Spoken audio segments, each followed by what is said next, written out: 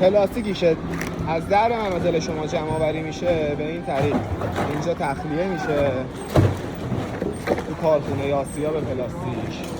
از اینجا میاد روی این نوار کارگرها به رنگ‌های مختلف تفکیک میکنن، مثلا آبی، سفید، شیری، بیرنگ، مشکی، سبز، قرمز، حالا رنگایی که دسته‌بندی میشه. پلاستیک‌ها رنگاشون جدا میشه اینجا و بعد از تفکیک هر رنگ میاد داخل این آسیاب رو مشاهده کنید. این دستگاه آسیاب هستش.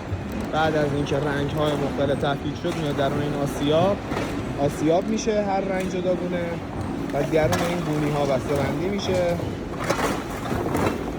البته بعد از اینکه آسیاب شد شستشو میشه و بعد بسته‌بندی میشه و ارسال میشه به کارخونه‌های درامال‌سازی.